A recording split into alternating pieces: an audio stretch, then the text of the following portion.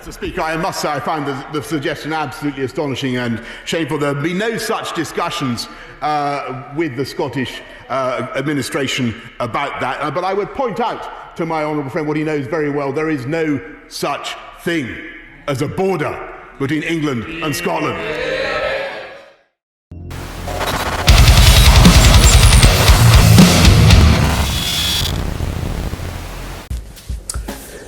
This will probably surprise you, but strictly in terms of international law, Boris Johnson's right. There is no border between Scotland and England. Neither, for that matter, is there one between England and Wales. Only the UK's border, the thing you have to cross to enter Great Britain and Northern Ireland, is officially recognised as a border by the rest of the world. People in many countries know there's a difference between Scotland and England and that there is a border between them. But governments prefer to deal with states and their borders, and sadly for Scotland that means the UK defines the border and not the one between the Tweed and the Solway. By border, the Prime Minister no doubt means the line on the map, which distinguishes one sovereign entity from another.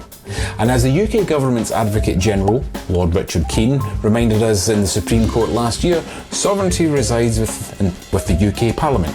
And you can argue with the moral correctness that the Scottish people are sovereign, but Westminster and the courts say otherwise for the meantime. In short, the border as we know it is an irrelevance in international law at the moment. But the problem for the Prime Minister is that, of course, there is a border between England and Scotland. It's just that as a unionist, he only sees the border as being the geographic boundary of the United Kingdom. It comes back to the four countries, one state situation. It surprises many to learn that the current incarnation of the United Kingdom of Great Britain and Northern Ireland is less than 100 years old. The name was only formally adopted in 1927, which is 5 years after the 26 counties that became the Republic of Ireland when they seceded from the Union. Most unionists talk about the country of the UK. In fact, the unitary state made up of the four countries and the border between Scotland and England is very real and has been for centuries.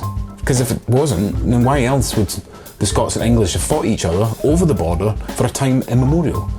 Hadrian's Wall, for centuries, has been seen as a border by the Romans, if not the people residing in what became Scotland. But gradually the line between the rivers Tweed and Solway was accepted as the boundary. Though of course, the country of England only dates from nearly a century after Scotland. The border was set in stone, literally with border stones, until the Treaty of York in 1237, which ensured that Northumberland and Cumberland were part of King Henry II's England, while Alexander II, King of Scots, was content on holding up to Berwick upon Tweed, and that became the debatable lands north of Carlisle. Berwick went to England in 1482 by right of conquest, but the debatable lands were only divided along the Scots Dyke in 1552, from when the border had not changed. So for 468 years there's been a clearly defined border between England and Scotland. And Boris Johnson knows it. He just doesn't want people to think of it, in case Scotland decide to make a real, internationally accepted border by voting for independence. And here endeth the lesson. Take the political side out of it. What enrages me more is when people stand up and say stupid things out loud in front of people without historically fact checking what they're saying. You're welcome. Hope you enjoyed the video.